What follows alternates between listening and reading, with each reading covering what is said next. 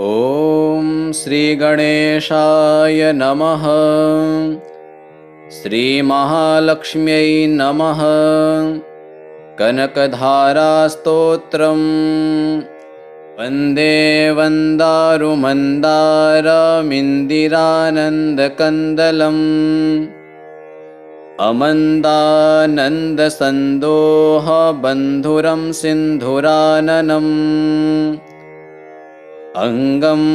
हरेः पुलकभूषणमाश्रयन्ती भृङ्गाङ्गनेव मुकुलाभरणं तमालम् अङ्गीकृताखिलविभूतिरपाङ्गलीला माङ्गल्यदास्तु मम मङ्गलदेवतायाः। मुग्धा मुहुर्विदधति वदने मुरारेः प्रेमत्रपाप्रणिहितानि गतागतानि मालादृशोर्मधुकरीव महोत्पलेया सा मे श्रियं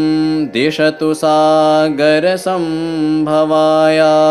विश्वामरेन्द्रपदविभ्रमदानदक्षम् आनन्दहेतुरधिकं मुरविद्विषोऽपि ईशन्निषीदतु मयि क्षणमीक्षणार्धम् इन्दीवरोदरसहोदरमिन्दिरायाः। आमीलिताक्षमधिगम्य मुदा मुकुन्दम् आनन्दकन्दमनिमेषमनङ्गतन्त्रम् आकेकरस्थितकनीनिकपक्ष्मनेत्रम् भूत्यै भवेन्मम भुजङ्गशयाङ्गनायाः। बाह्वन्तरे मधुजितः श्रितकौस्तुभेया हारावलीव हरिनीलमयी विभाति कामप्रदा भगवतोऽपि कटाक्षमाला कल्याणमावहतु मे कमलालयायाः। कालाम्बुदालिललितो रसिकैटभारेर्धाराधरे स्फुरति या तडिदङ्गनेव मातुः समस्तजगतां महनीयमूर्तिर्भद्राणि मे दिशतु भार्गवनन्दनायाः। प्राप्तं पदं प्रथमतः खलु यत्प्रभावान् माङ्गल्यभाजिमधुमाथिनि मन्मथेन मय्यापते तदिह मन्थरमीक्षणार्धम् मन्दालसं च मकरालयकन्यकायाः। दद्याद्दयानुपवनो द्रविडाम्बुधाराम् अस्मिन् किञ्चन विहङ्गशिशौ विषण्णे दुष्कर्म घर्ममपनीय चिराय दूरम् नारायणप्रणयिनी नयनाम्बुवाहः। इष्टाविशिष्टमतयोऽपि यया दयार्द्र दृष्ट्या त्रिविष्टपपदं सुलभं लभन्ते दृष्टिः प्रहृष्टकमलोदरदीप्तिरेष्टां पुष्टिं कृषीष्ट मम पुष्करविष्टरायाः। गीर्देवतेति गरुडध्वजसुन्दरीति शाकम्भरीति शशिशेखरवल्लभेति सृष्टिस्थितिप्रलयकेलिषु संस्थिताया तस्यै नमस्त्रिभुवनैकगुरोस्तरुण्यै। श्रुत्यै नमोऽस्तु शुभकर्मफलप्रसूत्यै रत्यै नमोऽस्तु रमणीयगुणार्णवायै। शक्त्यै नमोऽस्तु शतपत्रनिकेतनायै पुष्ट्यै नमोऽस्तु पुरुषोत्तमवल्लभायै नमोऽस्तु नालीकनिभाननायै नमोऽस्तु दुग्धोदधिजन्मभूत्यै नमोऽस्तु सोमामृतसोदरायै नमोऽस्तु नारायणवल्लभायै नमोऽस्तु हेमाम्बुजपीठिकायै नमोऽस्तु भूमण्डलनायिकायै नमोऽस्तु देवादिदयापरायै नमोऽस्तु शार्ङ्गायुधवल्लभायै नमोऽस्तु देव्यै भृगुनन्दनायै नमोऽस्तु विष्णोरुरसिस्थितायै नमोऽस्तु लक्ष्म्यै कमलालयायै नमोऽस्तु दामोदरवल्लभायै नमोऽस्तु कान्त्यै कमलेक्षणायै नमोऽस्तु भूत्यै भुवनप्रसूत्यै नमोऽस्तु देवादिभिरर्चितायै नमोऽस्तु नन्दात्मजवल्लभायै सम्पत्कराणि सकलेन्द्रियनन्दनानि साम्राज्यदाननिरतानि सरोरुहाक्षि त्वद्वन्दनानि दुरिताहरणोद्यतानि मामेव मातरनिशं कलयन्तु मान्ये यत्कटाक्षसमुपासनाविधिः सेवकस्य सकलार्थसम्पदः सन्तनोति वचनाङ्गमानसैस्त्वां मुरारिहृदयेश्वरीं भजे सरसिजनिलये सरोजहस्ते धवलतमांशुकगन्धमाल्यशोभे भगवति हरिवल्लभे मनोज्ञे त्रिभुवनभूतिकरि प्रसीद मह्यम् दिग्हस्तिभिः कनककुम्भमुखावसृष्ट स्वर्वाहिनी विमलचारुजलप्लुताङ्गीं प्रातर्नमामि जगतां जननीमशेषलोकाधिनाथ गृहिणीममृताब्धिपुत्रीं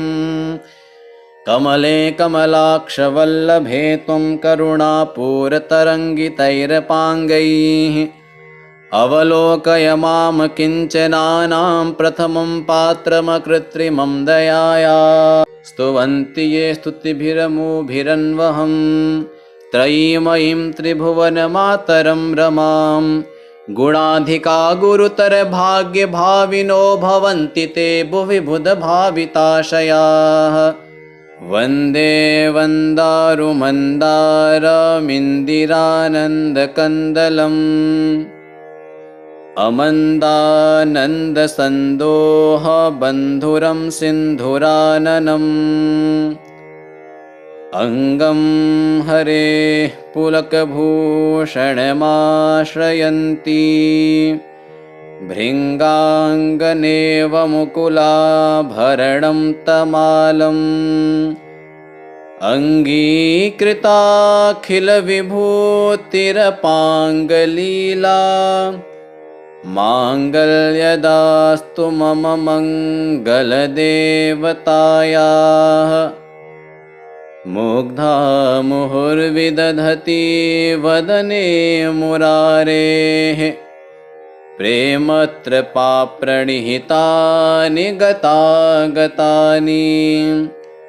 मालादृशोर्मधुकरीव महोत्पलेया सा मे श्रियं दिशतु सागरसम्भवाया विश्वामरेन्द्रपदविभ्रमदानदक्षम्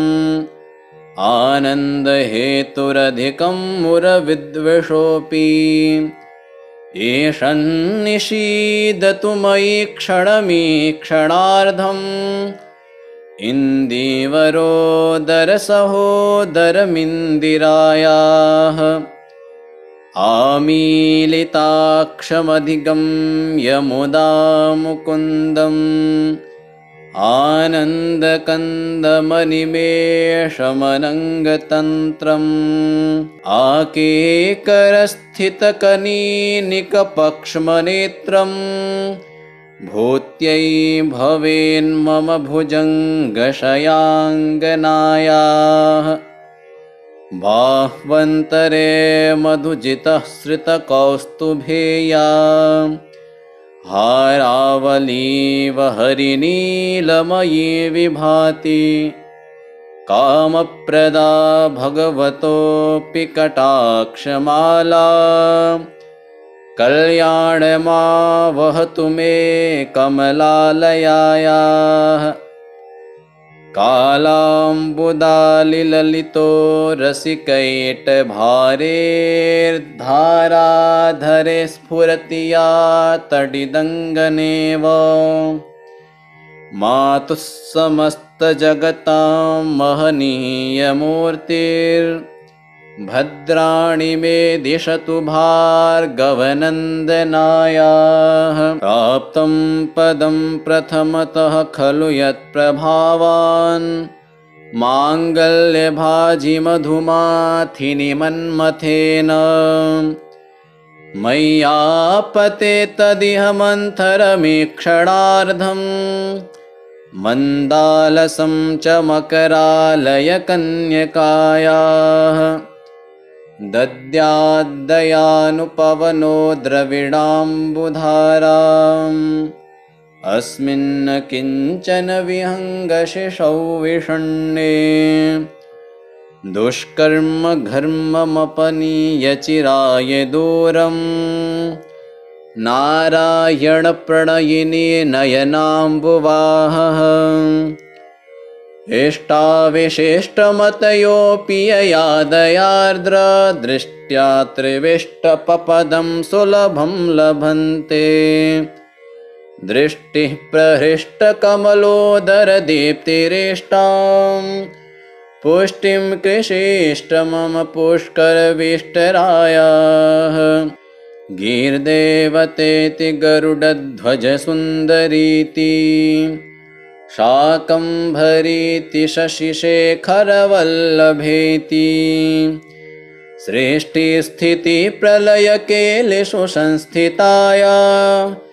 तस्यै नमस्त्रिभुवनैकगुरोस्तरुण्यै श्रुत्यै नमोऽस्तु शुभकर्मफलप्रसूत्यै रत्यै नमोऽस्तु रमणीयगुणार्णवायै शक्त्यै नमोऽस्तु शतपत्रनिकेतनायै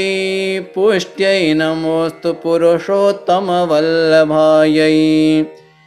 नमोऽस्तु नालीकनिभाननायै नमोऽस्तु दुग्धोदधिजन्मभूत्यै नमोऽस्तु सोमामृतसोदरायै नमोऽस्तु नारायणवल्लभायै नमोऽस्तु हेमाम्बुजपीठिकायै नमोऽस्तु भूमण्डलनायिकायै नमोऽस्तु देवादिदयापरायै नमोऽस्तु शार्ङ्गायुधवल्लभायै नमोऽस्तु देव्यै भृगुनन्दनायै नमोऽस्तु विष्णोरुरसिस्थितायै नमोऽस्तु लक्ष्म्यै कमलालयायै नमोऽस्तु दामोदरवल्लभायै नमोऽस्तु कान्त्यै कमलेक्षणायै नमोऽस्तु भूत्यै भुवनप्रसूत्यै नमोऽस्तु देवादिभिरर्चितायै नमोऽस्तु नन्दात्मजवल्लभायै सम्पत्कराणि सकलेन्द्रियनन्दनानि साम्राज्यदाननिरतानि सरोरुहाक्षि त्वद्वन्दनानि दुरिताहरणोद्यतानि मामेव मातरनिशं कलयन्तु मान्ये यत्कटाक्षसमुपासनाविधिः सेवकस्य सकलार्थसम्पदः सन्तनोति वचनाङ्गमानसैस्त्वां मुरारिहृदयेश्वरीं भजे सरसिजनिलये सरोजहस्ते धवलतमान् शुकगन्धमाल्यशोभे भगवति हरिवल्लभे मनोज्ञे त्रिभुवनभूतिकरि प्रसीद मह्यम् दिग्हस्तिभिः कनककुम्भमुखावसृष्ट स्वर्वाहिनी विमलचारुजलप्लुताङ्गीम् प्रातर्नमामि जगतां जननीमशेषलोकाधिनाथ गृहिणीममृताब्धिपुत्रीम् कमले कमलाक्षवल्लभे त्वं करुणापूरतरङ्गितैरपाङ्गैः अवलोकय मां किञ्चनानां प्रथमं पात्रमकृत्रिमं दयाया स्तुवन्ति ये स्तुतिभिरमुभिरन्वहम् त्रयीमयीं त्रिभुवनमातरं रमां गुणाधिका गुरुतरभाग्यभाविनो भवन्ति ते भुवि बुधभाविताशयाः वन्दे वन्दारुमन्दारमिन्दिरानन्दकन्दलम् अमन्दानन्दसन्दोहबन्धुरं सिन्धुराननम् अङ्गं हरेः पुलकभूषणमाश्रयन्ती भृङ्गाङ्गनेव मुकुलाभरणं तमालम् अङ्गीकृताखिलविभूतिरपाङ्गलीला माङ्गल्यदास्तु मम मङ्गलदेवतायाः मुग्धा मुहुर्विदधति वदने मुरारेः प्रेमत्रपाप्रणिहितानि गतागतानि मालादृशोर्मधुकरीव महोत्पलेया सा मे श्रियं दिशतु सागरसम्भवाया विश्वामरेन्द्रपदविभ्रमदानदक्षम् आनन्दहेतुरधिकं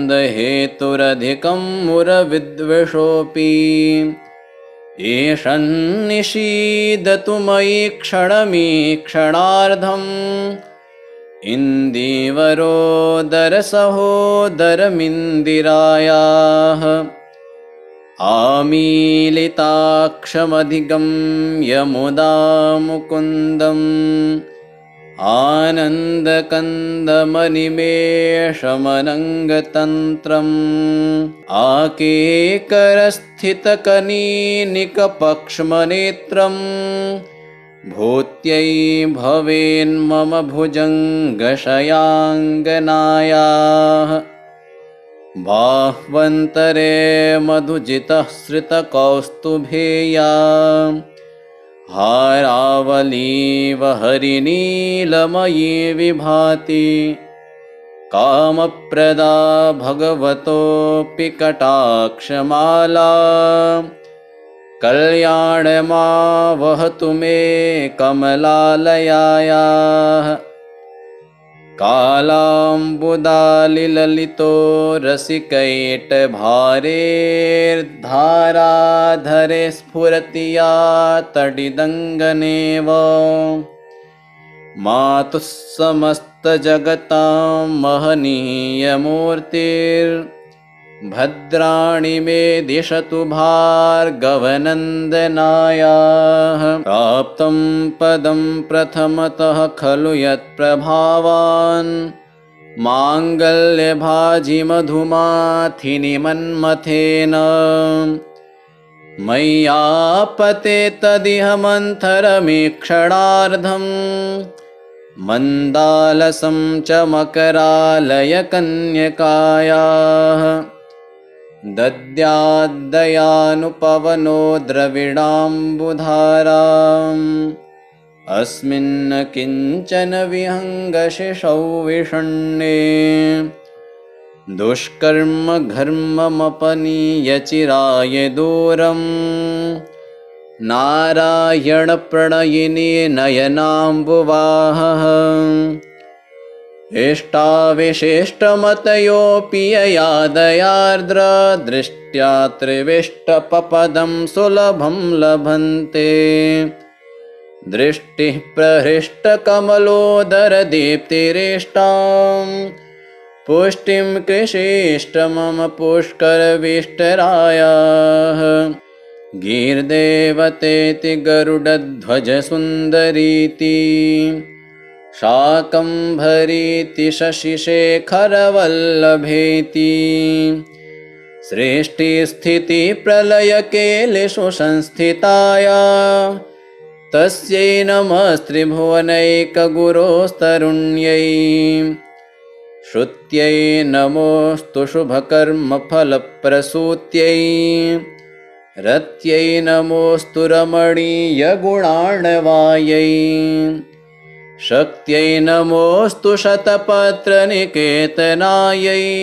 पुष्ट्यै नमोऽस्तु पुरुषोत्तमवल्लभायै। नमोऽस्तु नालीकनिभाननायै नमोऽस्तु दुग्धोदधिजन्मभूत्यै। नमोऽस्तु सोमामृतसोदरायै नमोऽस्तु नारायणवल्लभायै। नमोऽस्तु हेमाम्बुजपीठिकायै नमोऽस्तु भूमण्डलनायिकायै। नमोऽस्तु देवादिदयापरायै नमोऽस्तु शार्ङ्गायुधवल्लभायै। नमोऽस्तु देव्यै भृगुनन्दनायै नमोऽस्तु विष्णोरुरसिस्थितायै। नमोऽस्तु लक्ष्म्यै कमलालयायै नमोऽस्तु दामोदरवल्लभायै। नमोऽस्तु कान्त्यै कमलेक्षणायै नमोऽस्तु भूत्यै भुवनप्रसूत्यै। नमोऽस्तु देवादिभिरर्चितायै नमोऽस्तु नन्दात्मजवल्लभायै। सम्पत्कराणि सकलेन्द्रियनन्दनानि साम्राज्यदाननिरतानि सरोरुहाक्षि। त्वद्वन्दनानि दुरिताहरणोद्यतानि मामेव मातरनिशं कलयन्तु मान्ये। यत्कटाक्षसमुपासनाविधिः सेवकस्य सकलार्थसम्पदः सन्तनोति वचनाङ्गमानसैस्त्वां मुरारिहृदयेश्वरीं भजे। सरसिजनिलये सरोजहस्ते धवलतमांशुकगन्धमाल्यशोभे भगवति हरिवल्लभे मनोज्ञे त्रिभुवनभूतिकरि प्रसीद मह्यम्। दिग्हस्तिभिः कनककुम्भमुखावसृष्ट स्वर्वाहिनी विमलचारुजलप्लुताङ्गीम् प्रातर्नमामि जगतां जननीमशेषलोकाधिनाथ गृहिणीममृताब्धिपुत्रीम्। कमले कमलाक्षवल्लभे त्वं करुणापूरतरङ्गितैरपाङ्गैः अवलोकय मां किञ्चनानां प्रथमं पात्रमकृत्रिमं दयाया। स्तुवन्ति ये स्तुतिभिरमुभिरन्वहं त्रयीमयीं त्रिभुवनमातरं रमां। गुणाधिका गुरुतरभाग्यभाविनो भवन्ति ते भुवि बुधभाविताशयाः। वन्दे वन्दारुमन्दारमिन्दिरानन्दकन्दलम् अमन्दानन्दसन्दोहबन्धुरं सिन्धुराननम्। अङ्गं हरेः पुलकभूषणमाश्रयन्ती भृङ्गाङ्गनेव मुकुलाभरणं तमालम्। अङ्गीकृताखिलविभूतिरपाङ्गलीला माङ्गल्यदास्तु मम मङ्गलदेवतायाः। मुग्धा मुहुर्विदधति वदने मुरारेः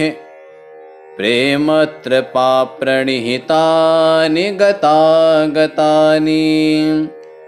मालादृशोर्मधुकरीव महोत्पलेया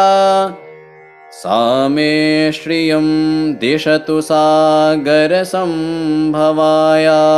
विश्वामरेन्द्रपदविभ्रमदानदक्षम् आनन्दहेतुरधिकं मुरविद्वेषोऽपि ईशन्निषीदतु मयि क्षणमीक्षणार्धम् इन्दीवरोदरसहोदरमिन्दिरायाः आमीलिताक्षमधिगम्य मुदा मुकुन्दम् आनन्दकन्दमनिमेषमनङ्गतन्त्रम् आकेकरस्थितकनीनिकपक्ष्मनेत्रम् भूत्यै भवेन्मम भुजङ्गशयाङ्गनायाः बाह्वन्तरे मधुजितः श्रितकौस्तुभेया हारावलीव हरिनीलमयी विभाति कामप्रदा भगवतोऽपि कटाक्षमाला कल्याणमावहतु मे कमलालयायाः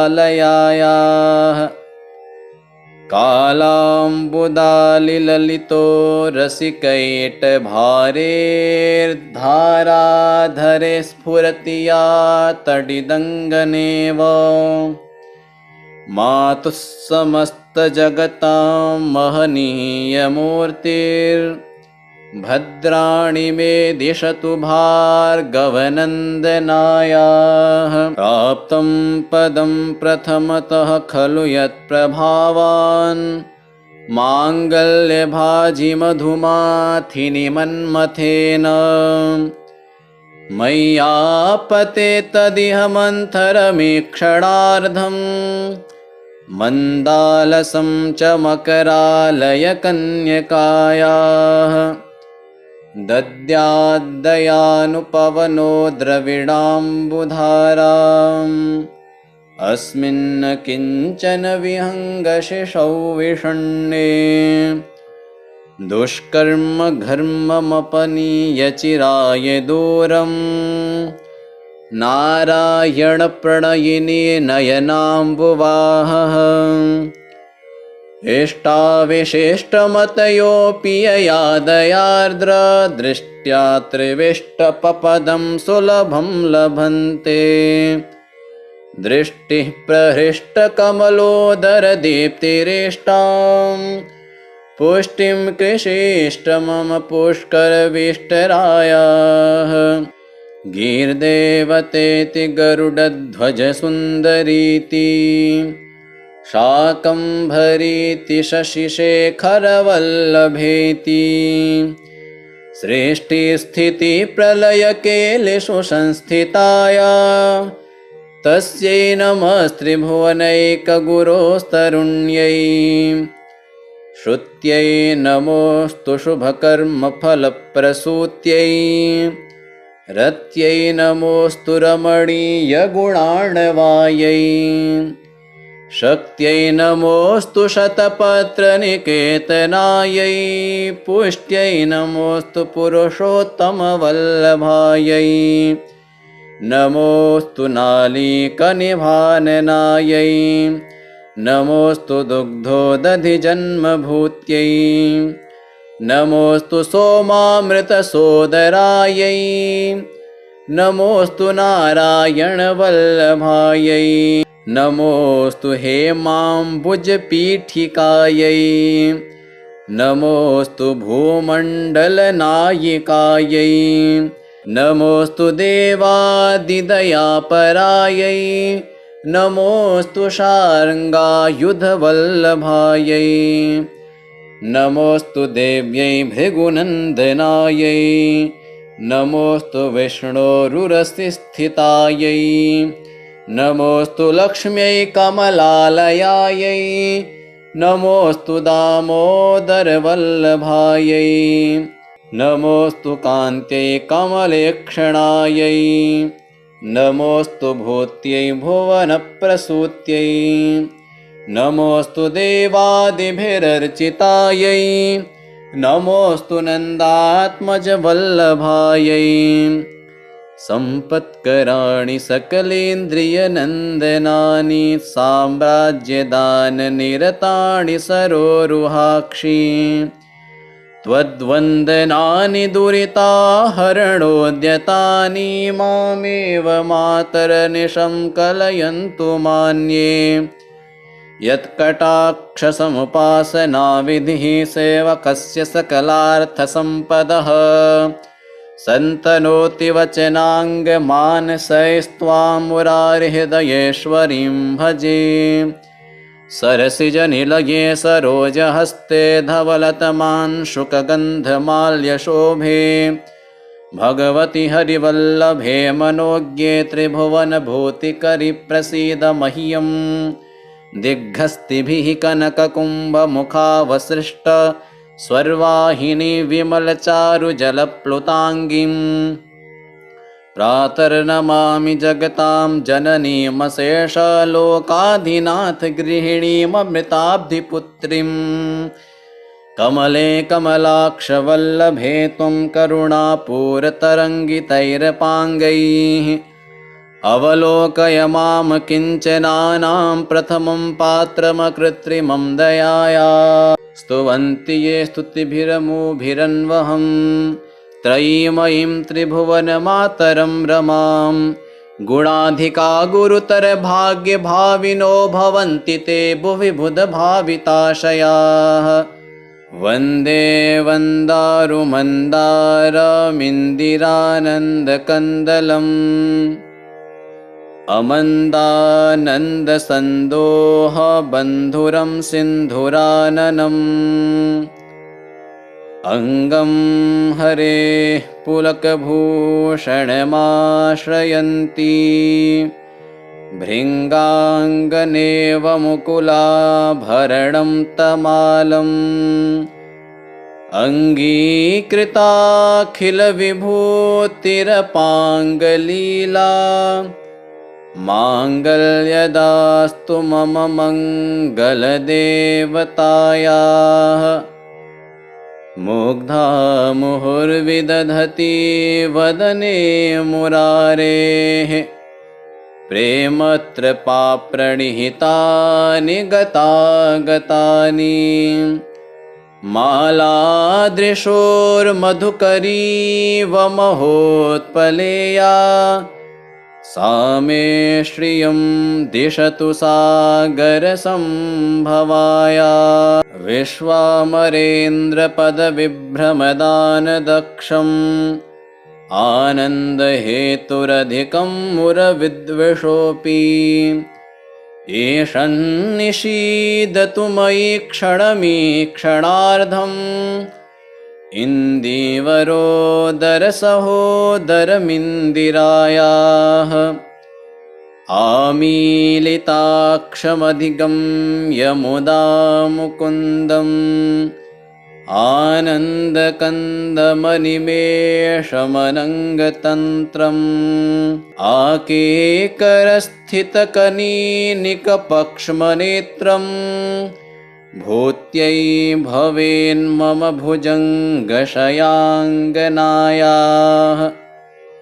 बाह्वन्तरे मधुजितः श्रितकौस्तुभेया हारावलीव हरिनीलमयी विभाति कामप्रदा भगवतोऽपि कटाक्षमाला कल्याणमावहतु मे कमलालयायाः कालाम्बुदालिललितो रसिकैटभारेर्धाराधरे स्फुरति या तडिदङ्गनेव मातुः समस्तजगतां महनीयमूर्तिर्भद्राणि मे दिशतु भार्गवनन्दनायाः प्राप्तं पदं प्रथमतः खलु यत्प्रभावान् माङ्गल्यभाजिमधुमाथिनि मन्मथेन मय्यापते तदिह मन्थरमीक्षणार्धम् मन्दालसं च मकरालयकन्यकायाः दद्याद्दयानुपवनो द्रविडाम्बुधाराम् अस्मिन् किञ्चन विहङ्गशिशौ विषण्णे दुष्कर्म घर्ममपनीय चिराय दूरम् नारायणप्रणयिनी नयनाम्बुवाहः इष्टाविशिष्टमतयोऽपि यया दयार्द्र दृष्ट्या त्रिविष्टपपदं सुलभं लभन्ते दृष्टिः प्रहृष्टकमलोदरदीप्तिरेष्टां पुष्टिं कृषीष्ट मम पुष्करविष्टरायाः गीर्देवतेति गरुडध्वजसुन्दरीति शाकम्भरीति शशिशेखरवल्लभेति सृष्टिस्थितिप्रलयकेलिषु संस्थिताया तस्यै नमस्त्रिभुवनैकगुरोस्तरुण्यै श्रुत्यै नमोऽस्तु शुभकर्मफलप्रसूत्यै रत्यै नमोऽस्तु रमणीयगुणार्णवायै शक्त्यै नमोऽस्तु शतपत्रनिकेतनायै पुष्ट्यै नमोऽस्तु पुरुषोत्तमवल्लभायै नमोऽस्तु नालीकनिभाननायै नमोऽस्तु दुग्धोदधिजन्मभूत्यै नमोऽस्तु सोमामृतसोदरायै नमोऽस्तु नारायणवल्लभायै नमोऽस्तु हेमाम्बुजपीठिकायै नमोऽस्तु भूमण्डलनायिकायै नमोऽस्तु देवादिदयापरायै नमोऽस्तु शार्ङ्गायुधवल्लभायै नमोऽस्तु देव्यै भृगुनन्दनायै नमोऽस्तु विष्णोरुरसिस्थितायै नमोऽस्तु लक्ष्म्यै कमलालयायै नमोऽस्तु दामोदरवल्लभायै नमोऽस्तु कान्त्यै कमलेक्षणायै नमोऽस्तु भूत्यै भुवनप्रसूत्यै नमोऽस्तु देवादिभिरर्चितायै नमोऽस्तु नन्दात्मजवल्लभायै सम्पत्कराणि सकलेन्द्रियनन्दनानि साम्राज्यदाननिरतानि सरोरुहाक्षि त्वद्वन्दनानि दुरिताहरणोद्यतानि मामेव मातरनिशं कलयन्तु मान्ये यत्कटाक्षसमुपासनाविधिः सेवकस्य सकलार्थसम्पदः सन्तनोति वचनाङ्गमानसैस्त्वां मुरारिहृदयेश्वरीं भजे सरसिजनिलये सरोजहस्ते धवलतमांशुकगन्धमाल्यशोभे भगवति हरिवल्लभे मनोज्ञे त्रिभुवनभूतिकरि प्रसीद मह्यं दिग्हस्तिभिः कनककुम्भमुखावसृष्ट स्वर्वाहिनी विमलचारुजलप्लुताङ्गीं प्रातर्नमामि जगतां जननीमशेषलोकाधिनाथ गृहिणीममृताब्धिपुत्रीं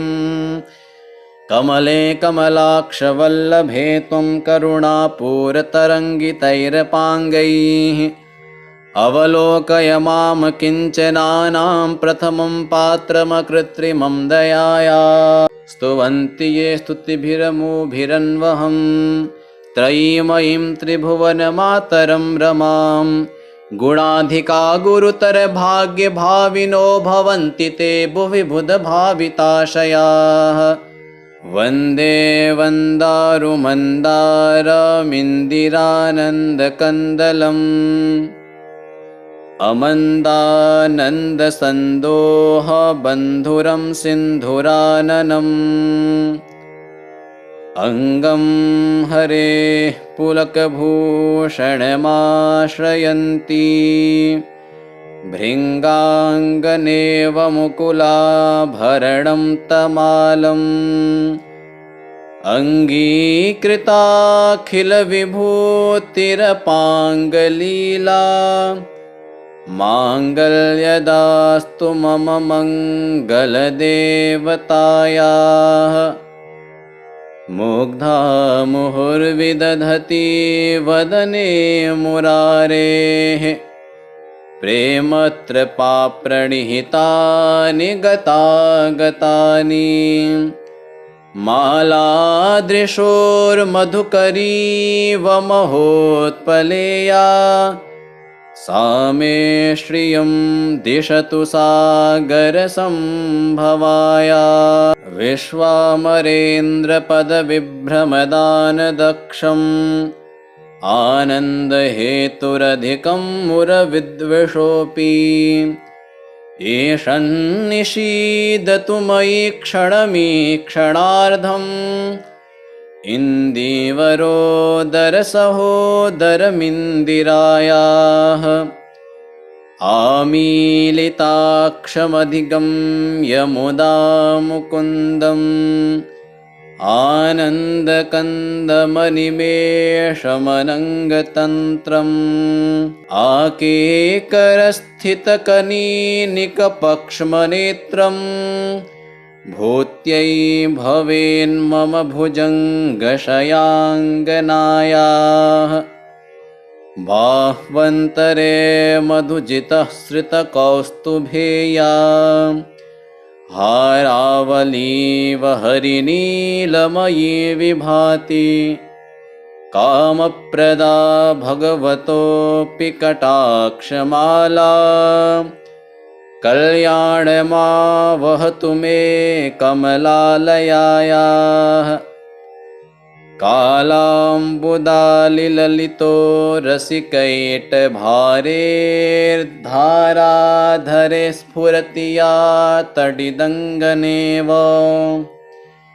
मातुः समस्तजगतां महनीयमूर्तिर्भद्राणि मे दिशतु भार्गवनन्दनायाः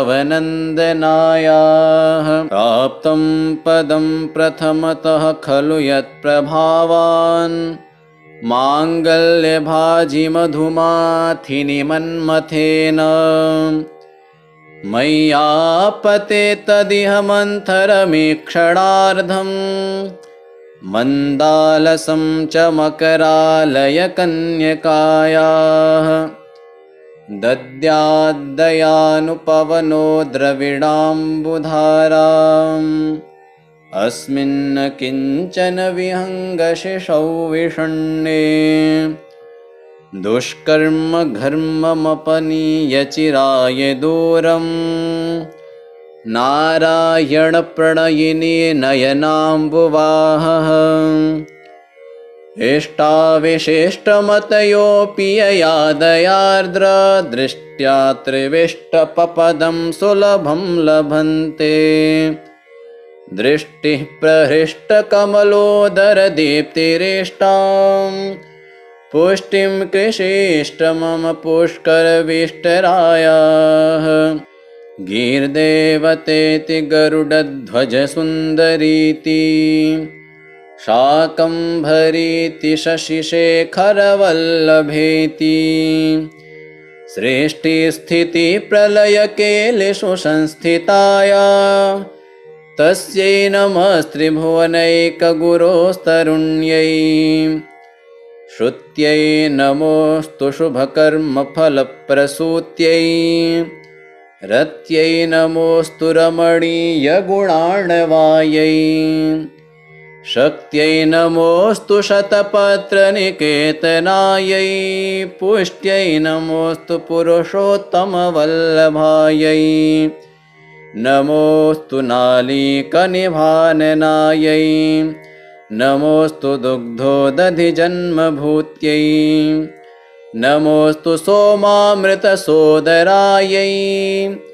नमोऽस्तु नारायणवल्लभायै नमोऽस्तु हेमाम्बुजपीठिकायै नमोऽस्तु भूमण्डलनायिकायै नमोऽस्तु देवादिदयापरायै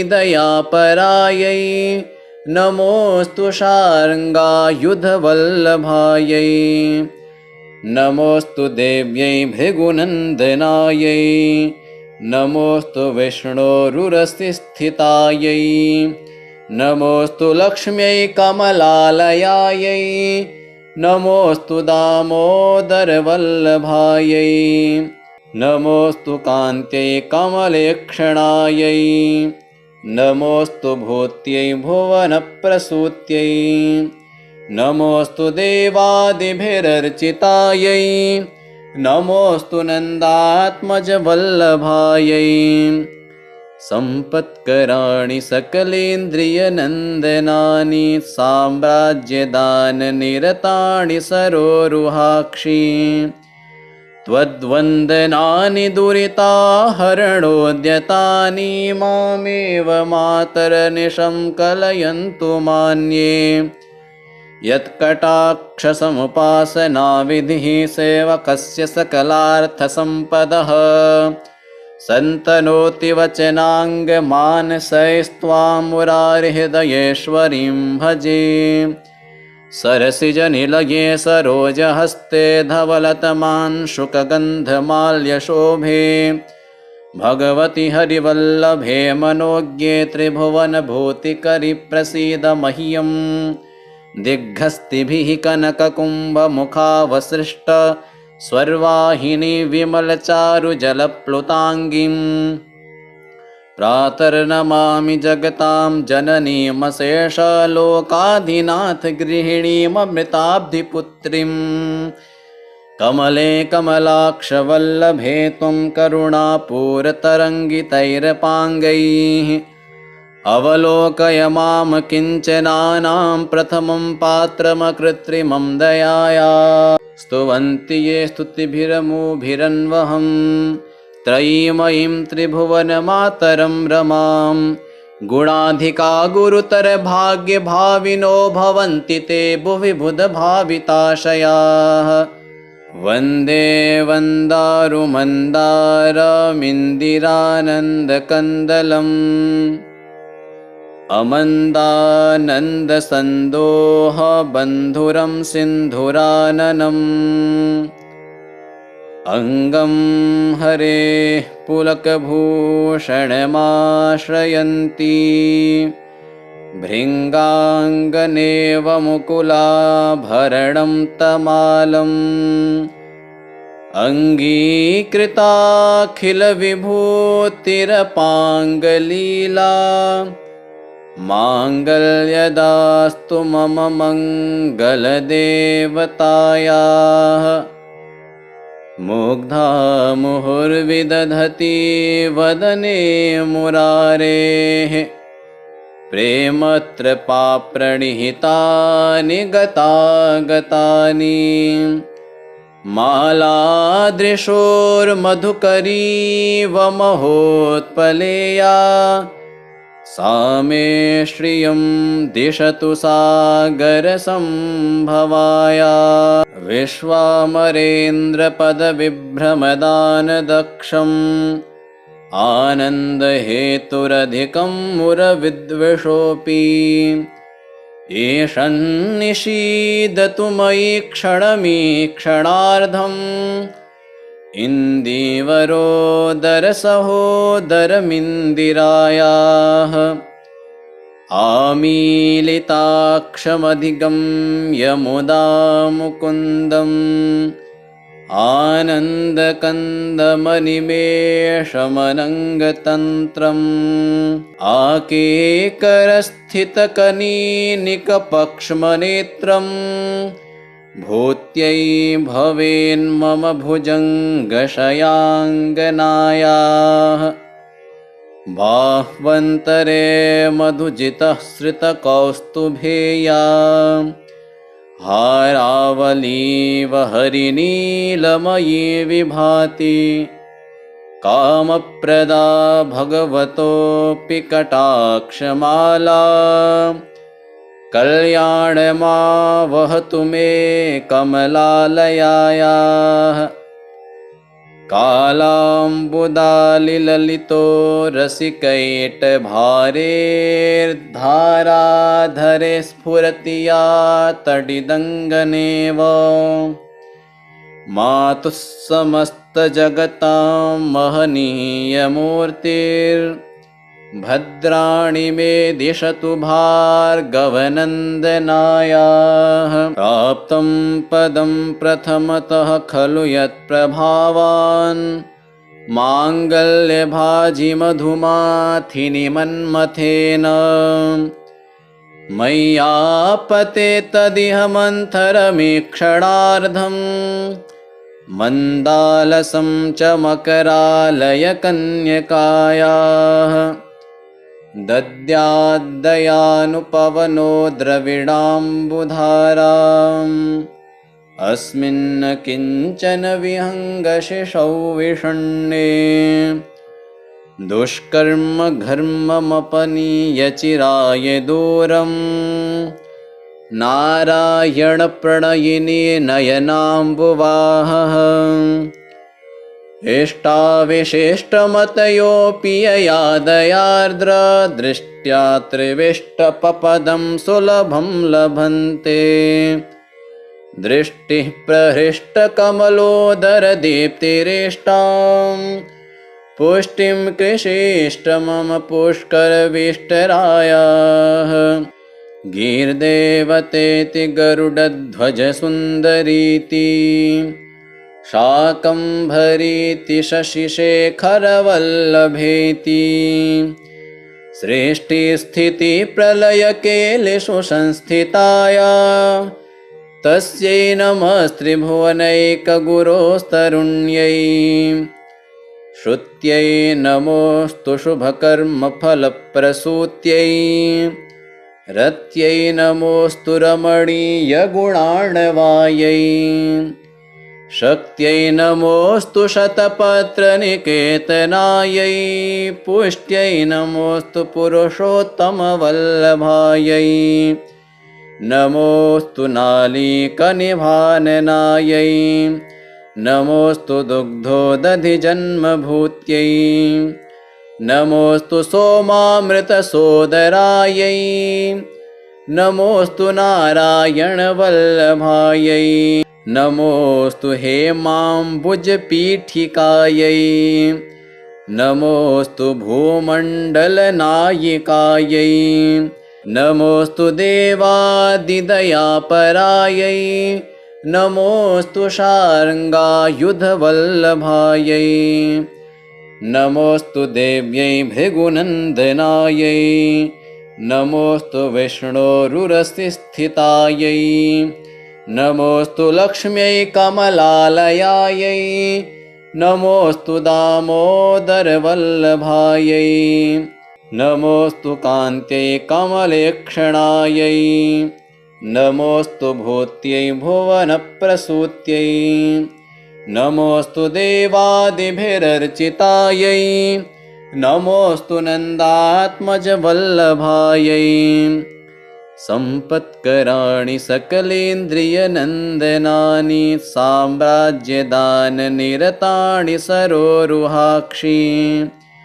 त्वद्वन्दनानि दुरिताहरणोद्यतानि मामेव मातरनिशं कलयन्तु मान्ये यत्कटाक्षसमुपासनाविधिः सेवकस्य सकलार्थसम्पदः सन्तनोति वचनाङ्गमानसैस्त्वां मुरारिहृदयेश्वरीं भजे सरसिजनिलये सरोजहस्ते धवलतमांशुकगन्धमाल्यशोभे भगवति हरिवल्लभे मनोज्ञे त्रिभुवनभूतिकरि प्रसीद मह्यं दिग्हस्तिभिः कनककुम्भमुखावसृष्ट स्वर्वाहिनी विमलचारुजलप्लुताङ्गीं प्रातर्नमामि जगतां जननीमशेषलोकाधिनाथ गृहिणीममृताब्धिपुत्रीं कमले कमलाक्षवल्लभे त्वं करुणापूरतरङ्गितैरपाङ्गैः अवलोकय मां किञ्चनानां प्रथमं पात्रमकृत्रिमं दयाया स्तुवन्ति ये स्तुतिभिरमुभिरन्वहं त्रयीमयीं त्रिभुवनमातरं रमां गुणाधिका गुरुतरभाग्यभाविनो भवन्ति ते भुवि बुधभाविताशयाः वन्दे वन्दारुमन्दारमिन्दिरानन्दकन्दलम् अमन्दानन्दसन्दोहबन्धुरं सिन्धुराननम् अङ्गं हरेः पुलकभूषणमाश्रयन्ती भृङ्गाङ्गनेव मुकुलाभरणं तमालम् अङ्गीकृताखिलविभूतिरपाङ्गलीला माङ्गल्यदास्तु मम मङ्गलदेवतायाः मुग्धा मुहुर्विदधति वदने मुरारेः प्रेमत्रपाप्रणिहितानि गतागतानि मालादृशोर्मधुकरीव महोत्पलेया सा मे श्रियं दिशतु सागरसम्भवाया विश्वामरेन्द्रपदविभ्रमदानदक्षम् आनन्दहेतुरधिकं मुरविद्विषोऽपि एषन्निषीदतु मयि क्षणमीक्षणार्धम् इन्दीवरोदरसहोदरमिन्दिरायाः आमीलिताक्षमधिगम्य मुदा मुकुन्दम् आनन्दकन्दमनिमेषमनङ्गतन्त्रम् आकेकरस्थितकनीनिकपक्ष्मनेत्रम् भूत्यै भवेन्मम भुजङ्गशयाङ्गनायाः बाह्वन्तरे मधुजितः श्रितकौस्तुभेया हारावलीव हरिनीलमयी विभाति कामप्रदा भगवतोऽपि कटाक्षमाला कल्याणमावहतु मे कमलालयायाः कालाम्बुदालिललितो रसिकैटभारेर्धाराधरे स्फुरति या तडिदङ्गनेव मातुः समस्तजगतां महनीयमूर्तिर्भद्राणि मे दिशतु भार्गवनन्दनायाः प्राप्तं पदं प्रथमतः खलु यत्प्रभावान् माङ्गल्यभाजिमधुमाथिनि मन्मथेन मय्यापते तदिह मन्थरमीक्षणार्धम् मन्दालसं च मकरालयकन्यकायाः दद्याद्दयानुपवनो द्रविडाम्बुधाराम् अस्मिन् किञ्चन विहङ्गशिशौ विषण्णे दुष्कर्म घर्ममपनीय चिराय दूरम्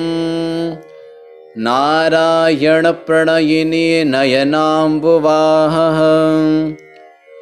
इष्टाविशिष्टमतयोऽपि यया दयार्द्रदृष्ट्या त्रिविष्टपपदं सुलभं लभन्ते दृष्टिः प्रहृष्टकमलोदरदीप्तिरेष्टां पुष्टिं कृषीष्ट मम पुष्करविष्टरायाः गीर्देवतेति गरुडध्वजसुन्दरीति शाकम्भरीति शशिशेखरवल्लभेति सृष्टिस्थितिप्रलयकेलिषु संस्थिताया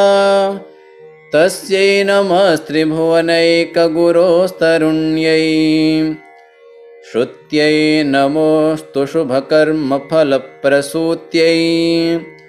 रत्यै नमोऽस्तु रमणीयगुणार्णवायै शक्त्यै नमोऽस्तु शतपत्रनिकेतनायै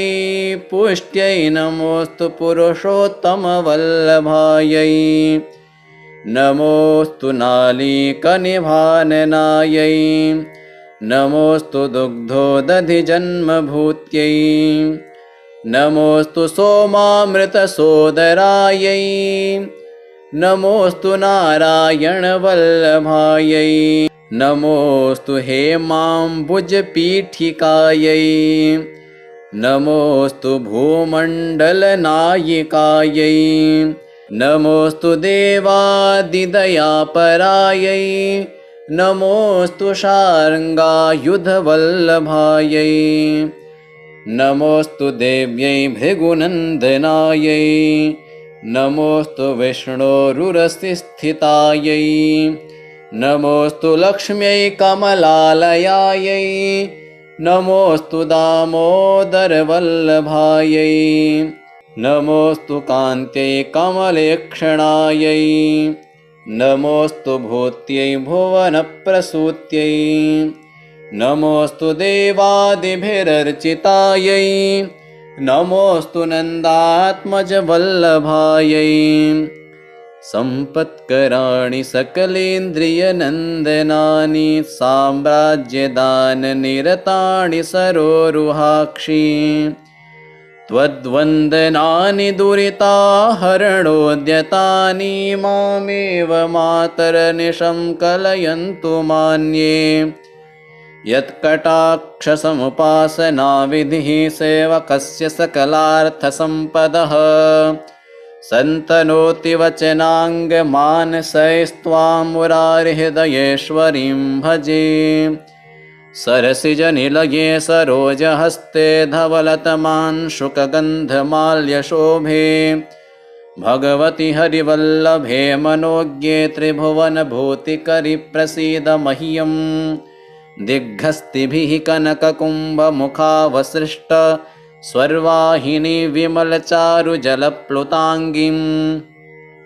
प्रातर्नमामि जगतां जननीमशेषलोकाधिनाथगृहिणीममृताब्धिपुत्रीं कमले कमलाक्षवल्लभे त्वं करुणापूरतरङ्गितैरपाङ्गैः अवलोकय मां किञ्चनानां प्रथमं पात्रमकृत्रिमं दयाया स्तुवन्ति ये स्तुतिभिरमुभिरन्वहं त्रयीमयीं त्रिभुवनमातरं रमां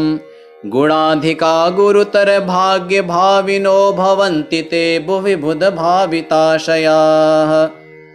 इति श्रीमच्छङ्कराचार्यकृतं श्रीकनकधारास्तोत्रम्।